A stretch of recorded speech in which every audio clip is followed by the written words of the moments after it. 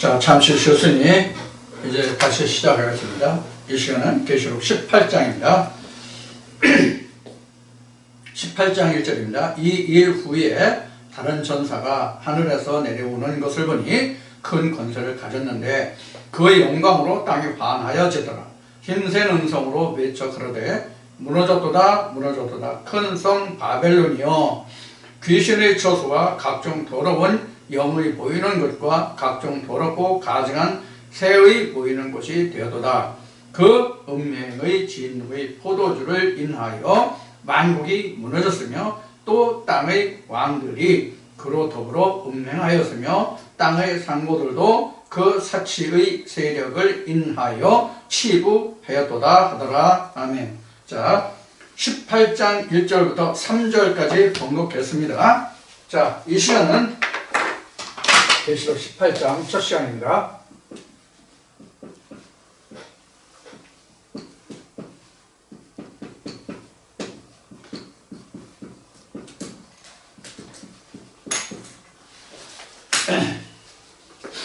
우리가 이 성경을 보면 시사하는 바가 많습니다. 이 성경을 보면 우리가 이런 말씀들이 있죠. 뭐 모세도 그렇지만 그 구약의 사람들이나 신약의 사람들이 하나님의 이상을 보았더라. 뭐 다니엘 같은 경우가 많죠.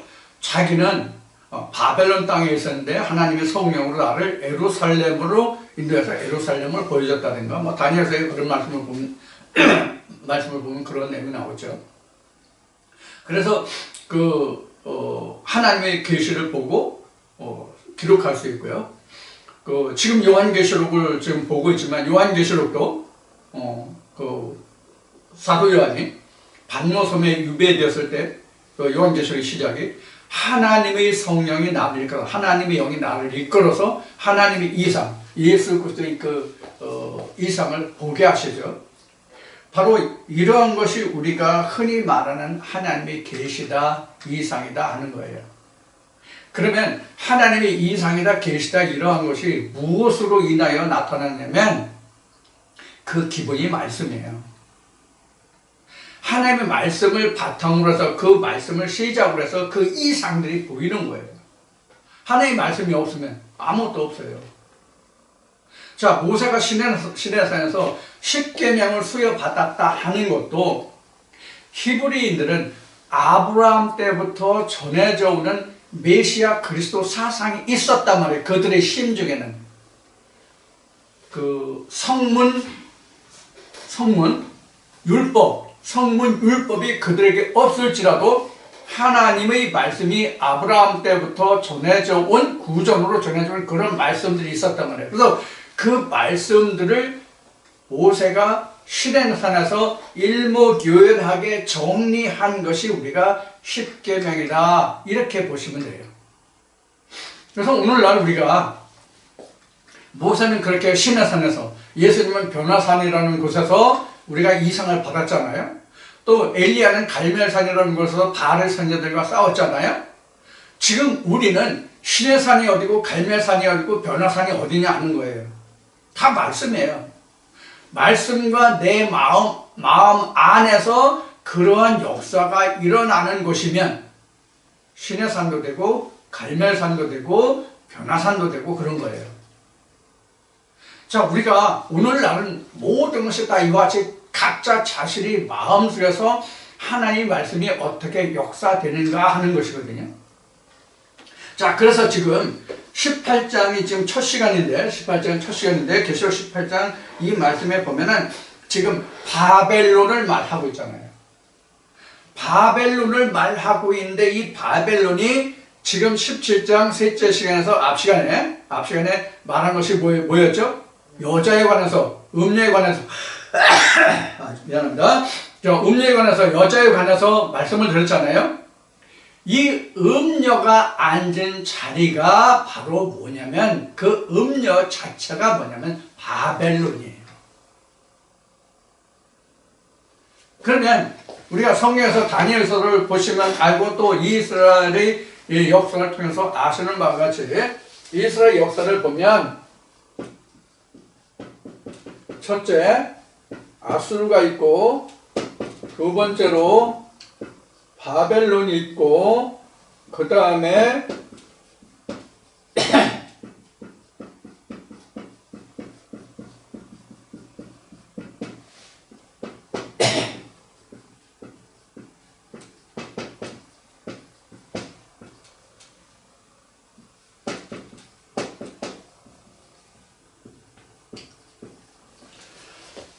이렇게 역사가 이루어지죠. 자, 아수르는 북이스라엘의 역사를 좌지우지했던 나라가 이 아수르죠. 그 다음에 요 나라들은 주로 유다와 관계 있는 거죠. 남유다, 유다 역사, 여기는 북이스라엘 역사와 관계가 있는 것이죠. 그래서 그 북이스라엘은 아수르에 의해서 멸망을 당하죠. 근데 남유다는 바벨론에 의해서 정복을 당하고 징치를 치리를 받고 이렇게 이스라엘 역사가 흘러오죠. 유다 역사가. 물론 바벨론 때부터는 아수르에서 북이스라엘 멸망으로서 같이 유다도 멸망해 가는 그런 관계죠. 그래서 중국 고전을 통해서 북이스라엘과 유다로 말한다면 순망치안과 같은 것이죠.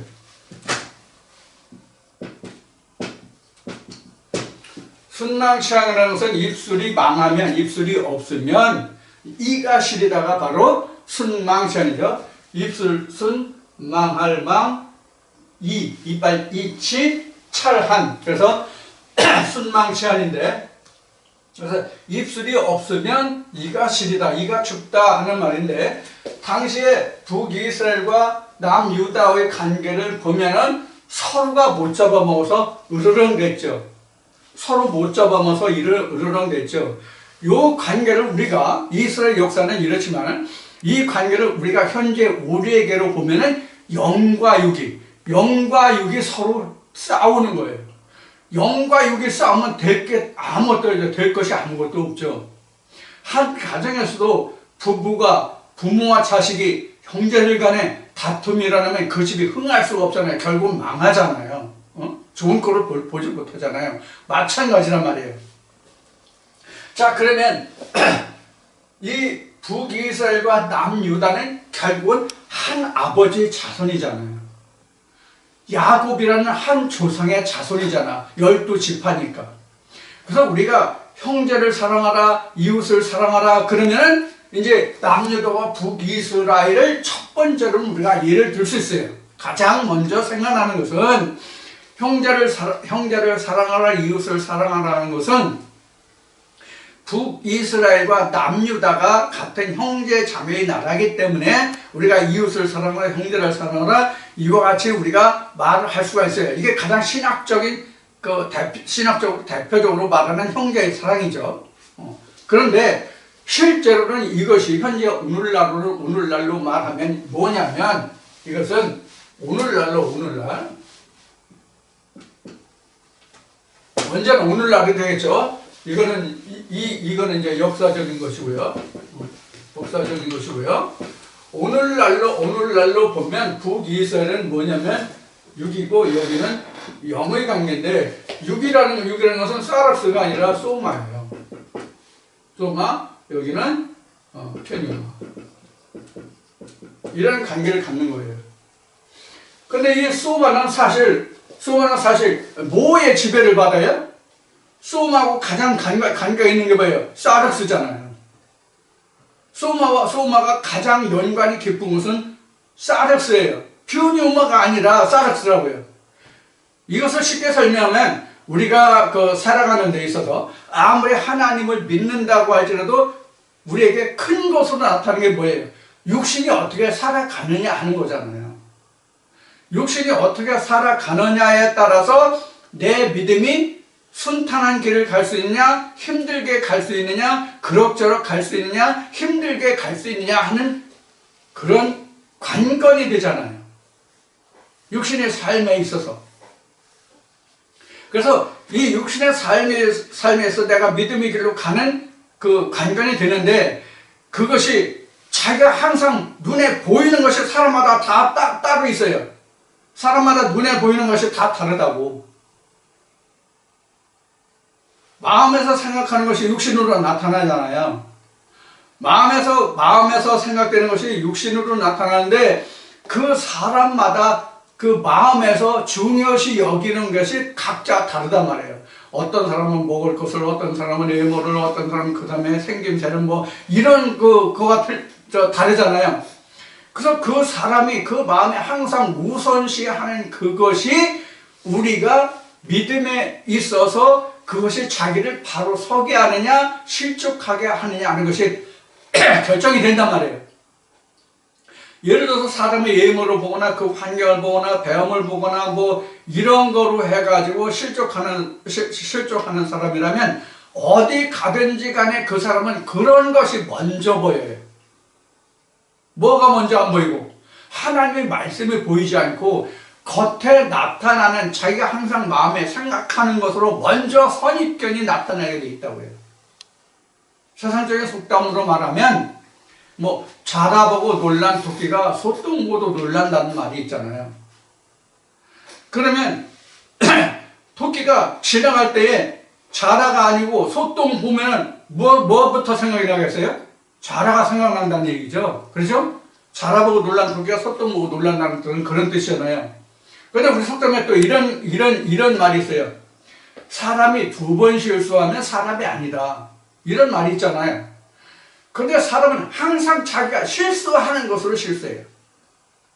돈에 약한 사람은 돈에 실수하고요. 여자에 약한 사람은 여자에 실수하고요. 노름에 약한 사람은 노름에 실수하고요. 술에 약한 사람은 술에 실수하고요. 다 이렇게 돼 있어요. 그럼 항상 자기가 어디에 가든지 간에 자기가 먼저 마음에 생각하는 그 선입견을 가지고 먼저 보고 판단한단 말이에요. 그럼 뭐가 그래져요?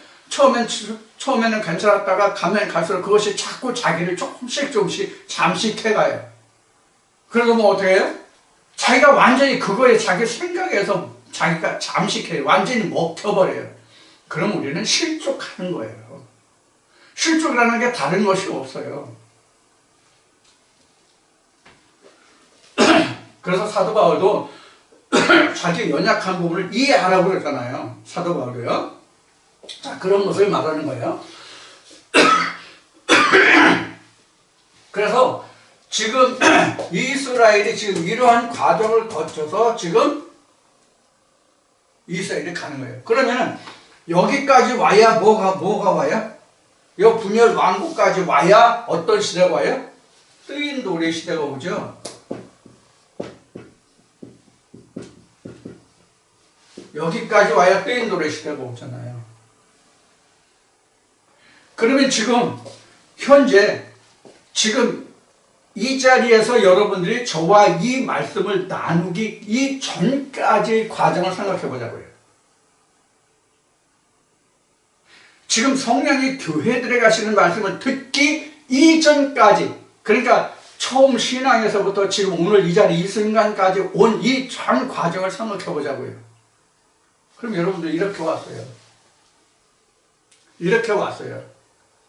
그래서 지금 우리는 어느 시대에 살고 있느냐? 지금 분열 왕국에 살고 있어요. 영적으로 말하면 우리가 분열 왕국에 살고 있어요. 그러면 이 분열 왕국 이전에 이것을 통틀어서 뭐라고 한다? 바벨론이라고 한다, 그런 얘기예요. 그럼 왜 아수르는 빠지고 바벨론부터 시작했느냐? 하나님은 북이스라엘을 하나님의 언약으로 안 봤잖아요. 뭐로 봤어요? 소마로 봤단 말이에요. 아니면 사륵스로 봤단 말이에요. 이건 버릴 거예요. 껍데기니까. 이건 껍데기니까. 우리 말라기 보면 11조가 나오죠. 11조. 그렇죠? 그러면 여기는 12지파서 북이스라엘은 10지파고 그 남유다는 2지파잖아요. 2지파잖아요. 그럼 하나님이 보시기엔 사실은 두 쪽으로 나눈 거죠. 하나님으로 봐서는 두 쪽으로 나눈 거잖아요. 근데 여기 북이스라엘은 크고 남유다는 두 지파인데 이거는 여기는 베냐민과 그 유다 두 지파였잖아요. 그런데 여기 베냐민과 유다 두 지파였고 여긴 열 지파였어요. 베냐민 족속과 유다 지파 빼놓고 나머지 여기 다 있었잖아요. 그러면 우리가 생각할 때는 북이스라엘이 열 지파고 인구 비례도 많고 그러니까 얼마나 컸겠어요. 사실 국력이 더 컸다고 볼 수 있죠. 그런데 실제 국력은 어디가 컸다고 여러분들 생각해요? 성경적으로 보면 남유다 훨씬 컸어요. 왜? 하나님이 앞서 계셨기 때문에. 하나님이 울타리가 되어주셨기 때문에 이사야 5장에 기록된 말씀까지 하나님이 포도원의 울타리가 되어주셨기 때문에 남유다가 훨씬 강했다고요. 사람의 숫자로 보면 북이스라엘이 컸겠지만 그래서 북이스라엘은 항상 아수르의 지배하에 있었잖아요. 그래서 아수르는 어떻게 됐어요? 북이스라엘은 아수르의 그 혼혈 정책으로 해서 사마리아 사람들을 아수르의 사람들은 그 사마리아로 그 이전시키고 서로 그 혼인을 통해서 혈연이 섞였단 말이에요. 그래서 요한복음 4장에 오면은 사마리아인이 예수님이 지나갔을 때 그 우물에서 만났던 과정이 나오잖아요. 그래서 사마리아 사람들은 같은 이스라엘 사람들이었을지라도 그때 서로 상종을 안 했단 말이에요. 왜? 같은 형제 하나의 백성이라고 했지만 유다 사람들은 북이스라엘 사람들을 같은 형제로 생각을 안 했어요. 이방으로 생각했어요. 이방으로. 실제 우리도요, 이 육신은 사실은 이방이에요. 내게 붙어있지만 이 육신은 이방이에요. 이방이라는 뜻은 결국은 어떤 의미를 가지고 말하는 거냐면, 하나님의 나라를 유업으로 받지 못할 자가 이방입니다. 성경의 해석으로는 하나님을 알지 못하는 백성, 그 나라가 이방인이지만, 하나님의 언약의 말씀이 없으니까 결국 뭐예요? 하나님의 유업 받을 수 없는 거잖아요. 그것이 이방이네요. 그래서 우리 육신이 사실 지금은 이방이에요. 자, 그런데 우리가 다니엘서를 보는 바와 같이 이런 나라들이 다 멸망해 가잖아요. 그렇죠? 그래서 처음에는 하나님이 유다를 치를 때 바벨론의 느부갓네살을 통해서 70년을 말씀하시죠. 70년 말씀하시는데 70년 때에 메대와 바사를 통해서 하나님이 누구를 하나님이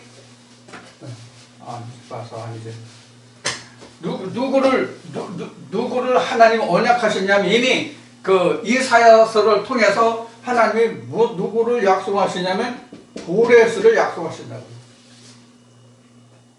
고레스를 통해서 메대와 바사가 바벨론을 정복하고 그 다음에 메대와 바사가 들었는데 메대와 바사가 나중에 그 통일돼서 페르시아라는 나라가 되죠. 우리는 바사라고 하죠. 성경은.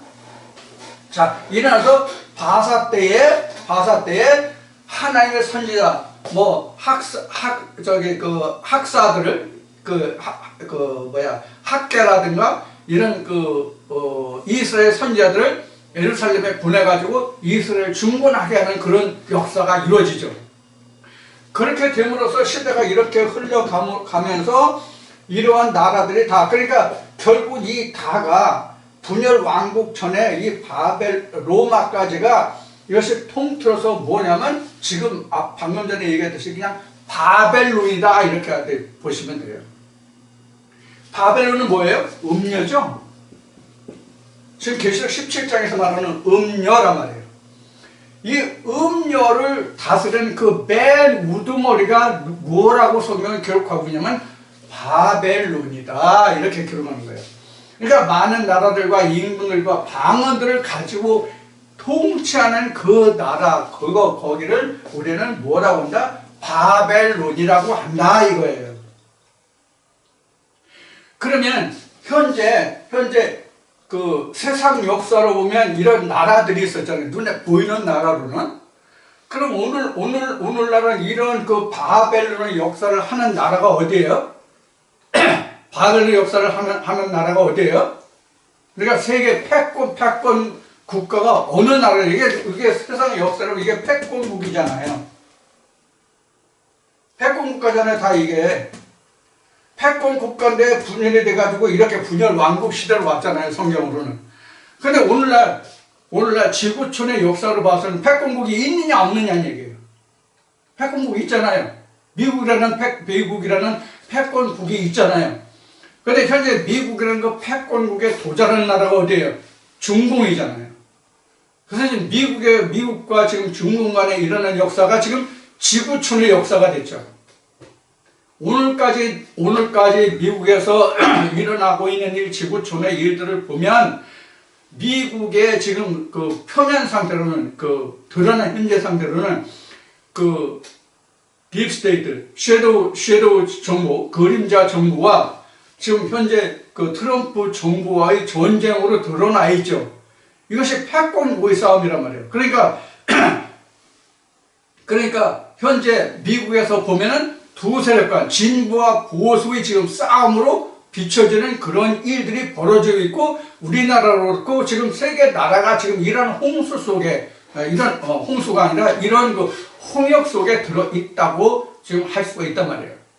그래서 미국 대선에서 보면 세계 여러 나라들이 지금 거기에 가담이 됐느니 안 됐느니 지금 말들이 설왕설래하고 있죠. 그 진실이 어디에서 어떻게 드러날지는 아직 미지수지만은 가깝게는 중공도 있고 베네수엘라라는 나라도 등장하고 이태리도 등장하고 독일도 등장하고 프랑스도 등장하고 많은 나라들이 지금 등장하고 있는 것 같아요. 그런데 오늘 아침까지 들어보면은 여기에 또 이태리가 등장하고 있는 것 같아요. 미국에서 지금 유튜브들이 전하는 말을 들어보면. 자, 이러한 것들이 그동안 제가 말씀드렸고, 오늘도 앞 시간에 첫 시간에 말씀을 드렸듯이, 무엇으로 인해서 우리가 이러한 세상 속에 이러한 지구촌의 현재에 우리가 살고 있는가 하면은, 이미 성경과 삶을 통해서 말씀드렸던 바와 같이 에레미야서에 기록한 바로 모래의 역할이 끊어졌기 때문에, 모래라는 존재가 없어졌기 때문에 이런 일이 일어나고 있다 하는 것을 말씀을 드렸어요. 자, 그래서 우리가 성경의 전체를 다 들여다보면 바로 이스라엘 나라가 이렇게 지금 멸망해가고 이렇게 뜨인 돌의 시대가 오잖아요. 이걸 우리가 세상적인 것으로 보면은 일리가 있는 한 단어가 있어요. 일리가 있는 단어가 있어요. 뭐가 지금 일리가 있는 단어냐면, 이것도 이제 에레미야를 통해서 여러분들에게 말씀드렸지만, 우리가 그 이사야서나 이사야서나 에레미야서를 보면, 이제 이사야서가 이제 잘 기록이 됐지만, 그 가옥과 가옥 전투에 전투를 연하여 홀로 가고자 하는 자라는 화 있을지, 이런 말씀이 제가 증거해드린 말씀이 있죠. 그런데 그 뒤에 그 이사야 7장 이쪽에 6장에서 7장까지 가면 그들이 모든 것을 다 제하고 한 임금을 세워서 자기 뜻대로 행하려고 해도 그 뜻은 성사되지 못하리라는 말씀이 있었어요. 지금 그러한 게 돼요. 이게 바로 뭐냐면, 제가 지난번에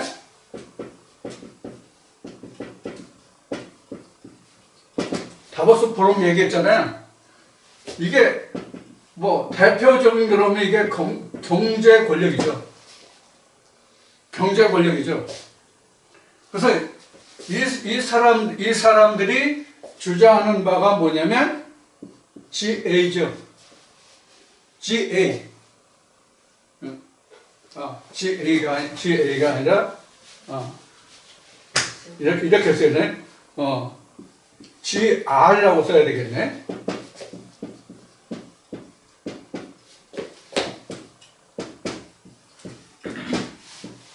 이 뜻이란 말이에요. Great Reset.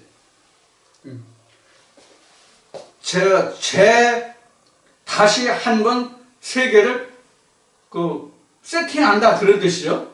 그럼 어떻게 세팅하느냐? 이게 단일정부로. 단일정부로. 성경에서 이 단일정부라는 말은 없지만 단일정부라는 의미가 어디에 들어있죠? 어디에 들어있죠? 이 단일정부라는 의미가 성경에서 보면 어디에 들어있어요? 다니엘서 2장에서 3장까지 가면 이게 나와요. 뭐죠? 금신상.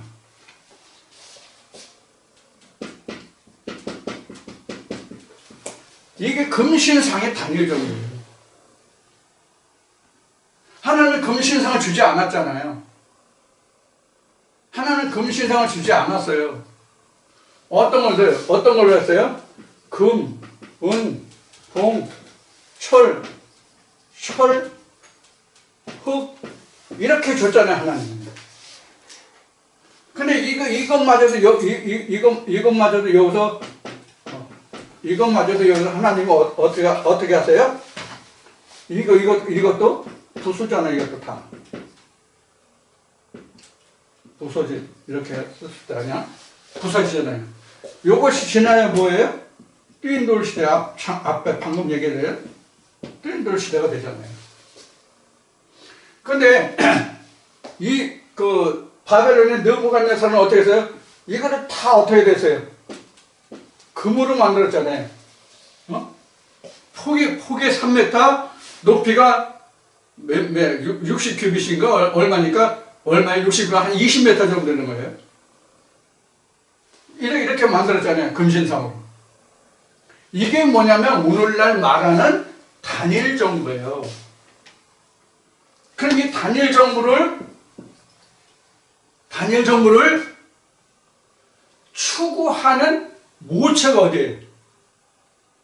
단일정부를 추구하는 그 모체가 어디예요? 교황청이에요. 교황이라고요. 교황청이라고. 이게 표면적으로 나타나는 것은 WCC예요.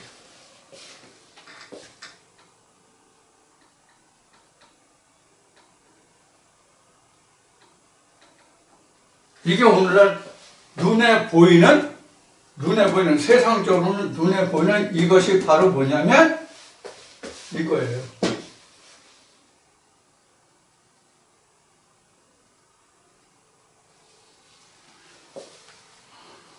여기에 대한 이야기는 좀 더 깊은 것도 있지만 여기까지만 합시다. 이 정도만. 그래서 오늘날 다보스 포럼이라든가 이런 것이 다 뭐 쉽게 얘기하면 경제권. 이게 결국은 지금 방금도 얘기했고 전에 또 성경과 삶이라는 주제에서 얘기했듯이 뭐냐면 전토와 전토, 그 다음에 가옥과 가옥을 연하여 홀로 가오자. 이게 바로 그레 리셋이란 말이에요. 이게 세계 단일정부란 말이에요. 이게 단일정부란 말이에요. 자기 혼자 세상을 다 들려고 해요. 그래서 오늘날은 세계 정치 구조로 말하면 현재 지구촌의 정치 문화로 얘기한다면 세계 단일화라고 이야기하는 그 근본 밑바닥에는 뭐냐면 패거리 정치라는 얘기예요. 그림자 정부라는 게 뭡니까? 딥스테이트라는 게 뭡니까? 현재 우리나라에서 벌어지고 있는 일들을 보자고요. 현재 우리나라에서 벌어지고 있는 일들을 보면 어떤 현상이 일어나고 있는지를 여러분들이 직시해 보시란 말이에요. 그러면 그 이면에는 이러한 일이 일어나고 있는 그 이면에는 뭐가 있어요? 항상 종교계가 들어있어요. 종교가, 기독교가 거기에 이면에 있다.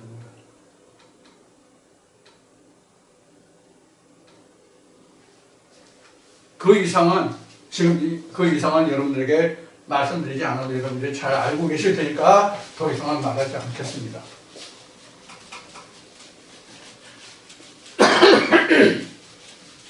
그래서 여기서 말하는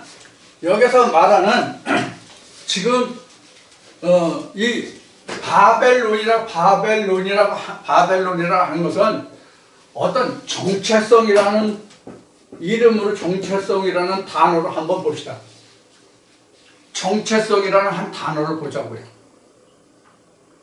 이 정체성이라는 단어를 놓고 보면 이 정체성에 뭐가 들어있냐면 물질이 들어있어요. 그래서 이것이 뭐라고 그랬어요?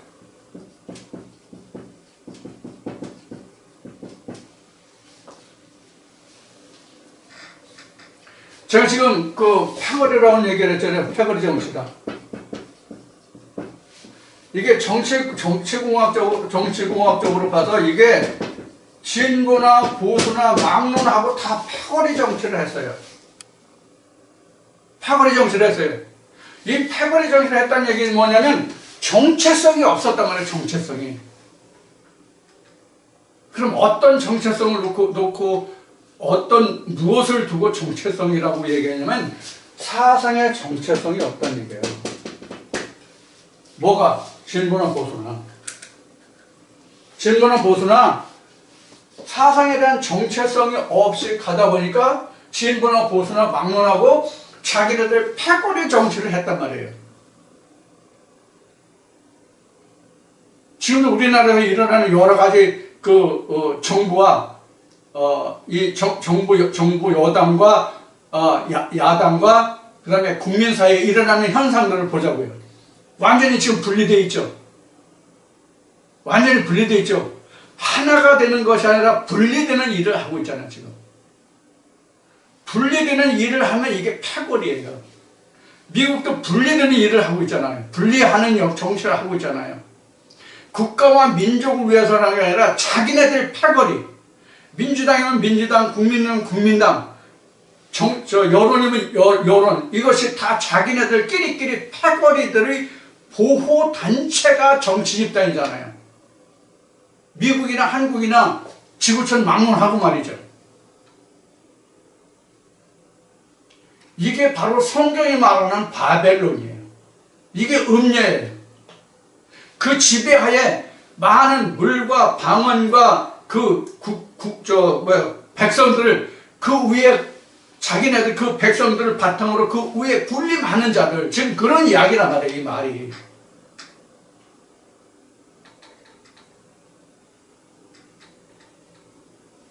그럼 이거를 우리가 성전의 구조로 보면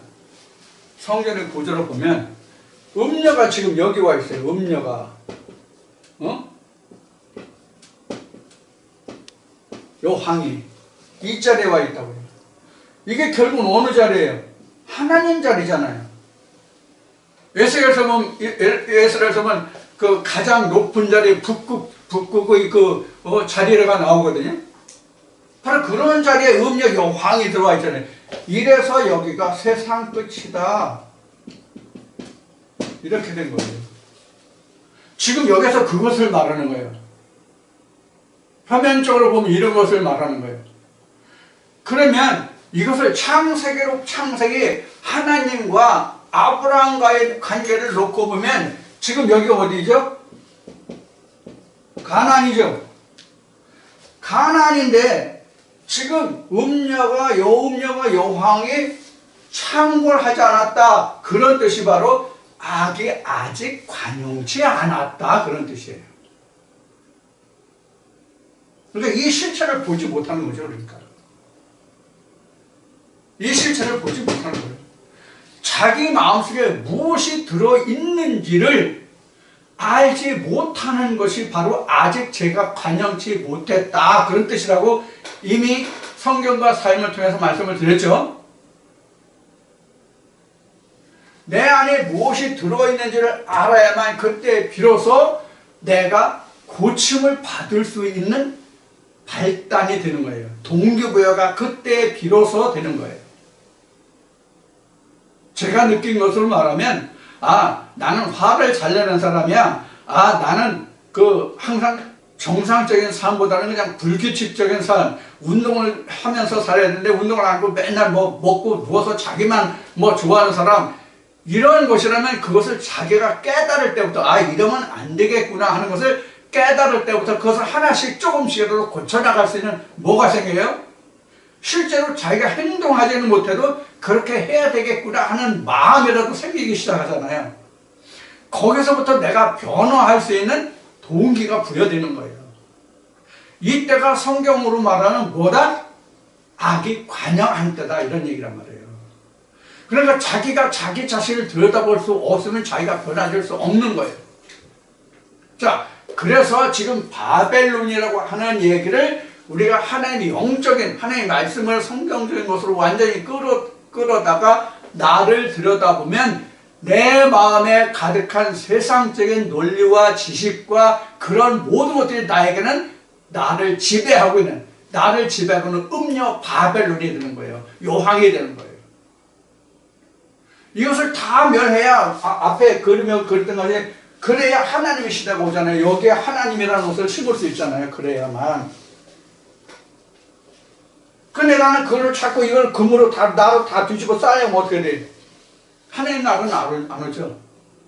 음녀 요항의 시대가 계속 이어지는 거잖아요. 이런 관계를 우리가 성경 속에서 내가 인지할 수 있어야 된다는 얘기예요.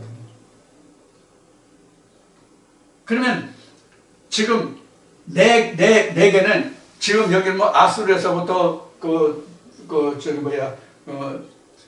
철과 흙이 된 10발가락 있을 때 그것이 다 꾀인들이 와서 다 깨부셔가지고 하나님이 하나님 산이 높은 산이 이루어졌다고 하는 거죠. 하나님 말씀이 이루어질 수 있는 그 나라의 변천의 과정이 와야 되잖아요. 변천의 과정이. 우리가 금속에서는 가장 좋은 것이, 금속 중에서 가장 귀한 금속이 지금 금이잖아요. 금이라는 것을 놓고 우리가 생각해 보면 이게 경제 개념으로 우리가 얘기할 수 있는 거잖아요. 그래서 우리가 세계적인 경제적인 기본 단위가 근본이라는 것이 있고 물질을 놓고 하는 돈을 놓고 보는 경제 단위가 두 개가 있잖아요. 근데 이게 근본위가 된다는 얘기는 뭐냐면 경제의 기준이 된다는 얘기예요. 기준. 그래서 금이 1kg이 그래서 10만 원이다 그러면 근본이라는 얘기는 금 1kg는 10만 원인데 어떤 나라에 100kg이 있어. 금이요. 그러면 10만 원 곱하기 100배. 그러면 얼마야? 10만 원 곱하기 100원 1000만 원이에요? 세계니까 이렇게 되는 거죠? 1000만 원만 돈을 발행할 수 있는 거야. 그러니까 이 지폐의 가치가 다 없어져도 금이 100kg이 있으니까 그것이 항상 가치가 있다는 얘기예요. 그만큼 가치가 있다는 얘기예요. 그래서 금값이 예를 들어서 10만 원에서 15만 원 됐다. 가치가 15만 원이었다 그러면 여기에 15가 되는 거죠. 그럼 이렇게 되겠죠? 이만큼. 그 대신 또 가격이 금값이 떨어졌다. 그럼 그걸 또 감가해서 9만 원이 됐다. 그럼 여기 900만 원뿐이 안 되겠죠? 그럼 돈을 줄여야 되겠죠? 액면을. 이것이 바로 경제계의 기본이거든요. 이것을 하나님의 성경으로 다시 치환한다면, 하나님의 성경의 말씀을 치환한다면 내가 하나님의 말씀이 얼마만큼 있는가에 따라서 내가 부서지고 깨질 수 있는 거예요. 하나님의 말씀이 없으면 내가 커지는 거예요.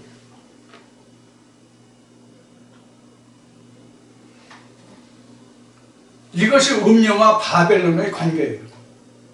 근데 우리가 이것을 성경의 모든 것을 볼 때 우리가 어떤 개념으로 본다고 그동안 제가 늘 말씀을 드렸어요. 오늘도 그런 얘기를 했지만은 세상적인 인간이 살아가는 세상적인 인간공학적인 거나 정치공학적이나 경제공학적인 그런 측면으로 본단 말이에요. 즉 신본의 말씀이 아니라 인본의 말씀으로 우리가 성경을 보고 있단 말이에요. 그것을 다 쳐부수는 그 과정이 하나님이 다니엘을 통해서 느부갓네살에게 즉 내게 보여주신 그 과정이란 말이에요. 그럼 오늘날 느부갓네살이 누구예요? 느부갓네살이 누구예요?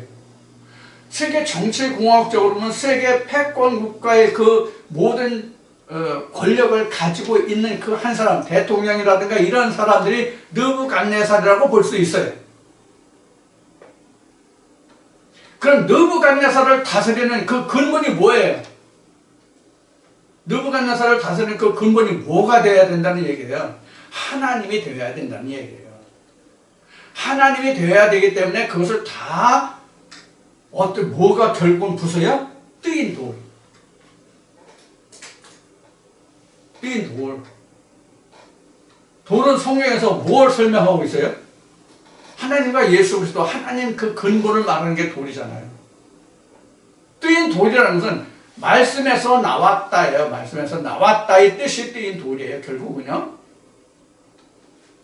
자, 이렇게 해서 우리가 지금 이 말씀에 나와 있는 것 같이 이 바벨론, 요항, 음녀 이렇게 되어 있는데 그것이 결국은 바벨론을 다스리는 느부갓네살은 영적으로 치환하면 세상적으로 이야기하고 영적으로 말하면 사르스, 소마, 표뉴마가 있는데 사르스가 느부갓네살, 요항, 음녀가 되는 거예요. 사르스가. 그럼 왜 사르스가 음녀, 요항, 바벨론 왕 느부갓네살이 된다고 말씀을 드리는 거예요? 네? 왜 그렇게 말씀드리는 거예요? 이해를 하실 수 있어요? 무슨 이야기인지 여러분들 이해하실 수 있어요? 어떤 뜻인가 하면은 각자 나라는 이 육신 때문에 하나님의 말씀이 즉 예수 그리스도가 하나님이 나에 의해서 죽을 수도 있고 살 수도 있잖아요. 내가 살려고 하면 내가 커지고 내가 살려고 하면 어떻게 되는 거예요? 세례 요한이 말한 바와 같이 나는 흥하면 그는 쇠하는 거고 내가 쇠하면 그는 흥하는 거잖아요. 그런 뜻이란 말이에요. 내 안에서 하나님의 말씀이 잘 자라서 그것이 예수 그리스도의 형상으로 닮아지는 즉 하나님의 형상까지 지어지는 그 자리까지 갈 수 있게 하느냐 그렇지 못하게 하느냐의 관건이 누구에게 있다? 결국은 사르스에 있단 말이에요. 이것을 가장 쉽게 나타낸 말이 뭐냐면 예수 그리스도의 나신 예수 그리스도의 탄생에서 나오는 거예요. 예수 그리스도의 탄생에서 예수 그리스도의 탄생에서 나오는데 복음서에 보면 예수가 누구에 의해서 맨 먼저 해를 받을 수 있는 그런 것이 성경에 기록되어 있습니까? 헤롯 왕이죠. 그렇죠? 그래서 헤롯 왕의 동방 박사가 아기 예수가 유대 땅 베들레헴에서 난다는데 혹시 당신이 얘기를 들어보셨습니까? 거기 어디 베들레헴인데 어느 곳에 아기 예수가 나왔습니까? 그가 장차 왕이 된다고 하는데 당신이 알면 우리에게 가르쳐 주세요. 그럼 우리가 가서 그에게 경배하려고 합니다. 그러니까 헤롯 왕이 어떻게 됐어요? 헤롯 왕이 취하는 행동이 뭐예요? 내가 알지 못하는데 너희들이 가서 찾아와서 그를 찾으면 나에게 알려달라. 나도 가서 그에게 경배하려고 한다. 근데 그 뒤에 속셈은 뭐예요? 죽이려고 했다는 말씀이 이어지잖아요. 그럼 헤롯 왕이라는 게 이 말씀에 대입해서 적용하면 곧 바벨론 왕 느부갓네살이에요. 헤롯 왕에게 예수를 죽일 수도 있고 살릴 수도 있어요. 근데 예수 그리스도를 살릴 수 있었던 것이 헤롯 왕에서 죽지 않을 수 있었던 것이 뭐예요? 그 선지자들에게 하나님이 계시로 나타냈잖아요. 오던 길로 돌아가지 말고 돌아가라. 즉 헤롯을 만나지 말고 다른 길로 가서 헤롯에게 내가 아기 예수를 봤다는 그것을 그에게 알지 못하게 하라는 뜻이잖아요. 그래서 아기 예수가 살 수 있었던 거잖아요. 만약에 그 동방 박사들이 오던 길로 다시 돌아가서 내가 베들레헴 땅 어디에서 아기 예수를 만났으니 당신도 가서 예배하시오 경배하시오 그랬으면 어떻게 됐어요? 예수는 살 수가 없었겠죠. 이 관계를 여러분들이 잘 설명해 보세요. 그 마음속에서 하나님의 계시를 이상을 한번 받아보세요. 어떤 무엇인가? 이게 바로 음녀요, 요항이요, 바벨론 왕 느부갓네살이란 말이에요. 그럼 이스라엘이 중건될 수 있었던 이스라엘의 역사를 보면 이스라엘 예루살렘이 다시 중건될 수 있었다는 것을 그 보면은 누가 있었어요? 고레스가 있었다고 그랬죠. 그럼 고레스는 누가 되고 동방박사는 누굴까요? 말씀이 고레스요, 동방박사예요. 아기 예수를 살릴 수 있는 그 말씀이 동방박사요, 고레스란 말이에요. 그래 내 마음속에서 이스라엘이 일어날 수 있잖아요. 이스라엘이 세워질 수 있잖아요.